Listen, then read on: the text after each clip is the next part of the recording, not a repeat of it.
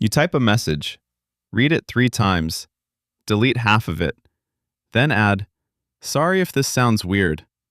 Nobody was upset with you. Nobody said you did anything wrong."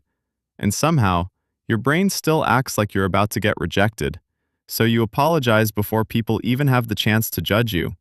"Sorry for bothering you. Sorry, I talk too much. Sorry, I'm probably overthinking." After a while, it stops feeling like a word. It becomes survival.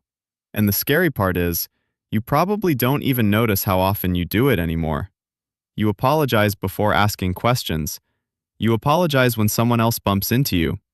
You apologize for replying too late. Sometimes even for replying too fast. It's like your brain is constantly trying to soften your existence before anyone can reject it. Meanwhile, most people around you aren't thinking this deeply at all. They don't replay conversations for hours afterward. They don't analyze every tiny tone shift. They don't leave simple interactions emotionally exhausted. But you do. Because your brain never fully relaxes around people. You walk into a room and instantly start reading everything. Who suddenly got quiet? Who looks distant? Who's forcing a smile? Your brain starts connecting dots immediately. Did I say something wrong? Did their energy change because of me? Are they upset and hiding it? Meanwhile, everyone else is just existing. But your mind treats conversations like crime scenes. Every pause feels important. Every silence feels loaded. Every facial expression feels like evidence. And eventually, that becomes exhausting. Not physically, emotionally. Sometimes the worst part is how automatic it becomes. You can be the one who got hurt and still end up apologizing. You finally explain your feelings, and halfway through you hear yourself say, "Sorry, I'm probably overreacting." Like your emotions need permission before they're allowed to exist. And slowly, you start becoming smaller around people. Softer, quieter, more careful. Because somewhere deep down, your brain learned this. If I become too much, people will leave. And here's the part most people never realize. This usually isn't weakness. It's hypervigilance. A nervous system that learned emotional tension could become emotional danger. So now your brain stays alert all the time, scanning constantly. Tone shifts, silence, facial expressions, energy changes. You notice things other people completely miss. And if you're highly self-aware, it becomes even more intense. Because your brain isn't just experiencing conversations, it's analyzing them while they happen. While also analyzing yourself, how you sounded, whether you annoyed them, whether you said too much. Your brain is running 20 tabs at once. And eventually, your mind gets tired because it never leaves surveillance mode. That's why even small social interactions can leave you drained. Not because you're weak, because your brain never fully stops processing. And empathy plays a role too. Some people become extremely sensitive to emotional tension.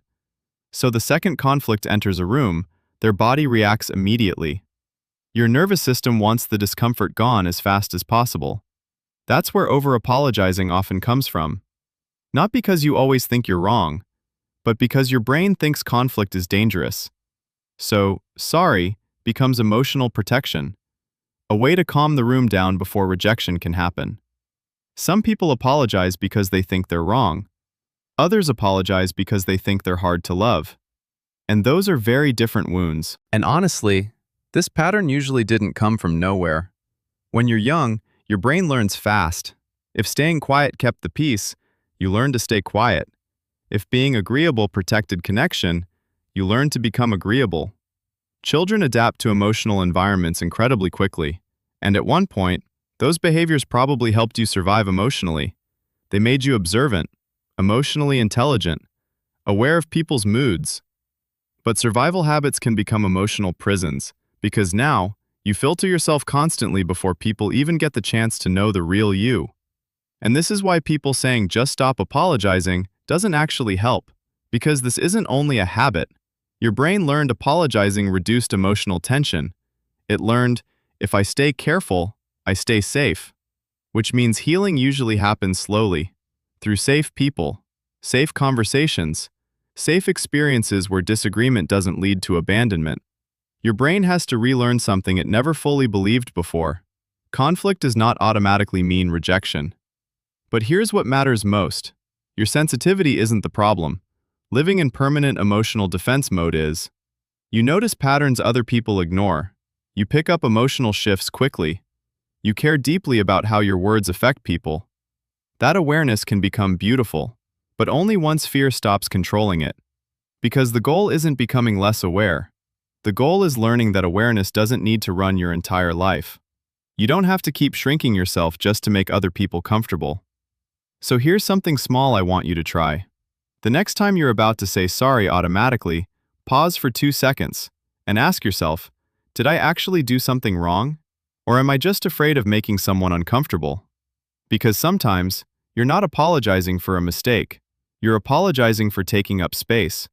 And maybe healing begins the moment you realize this. You learn to shrink yourself before other people had the chance to reject you. But survival behaviors don't always belong in safe rooms anymore.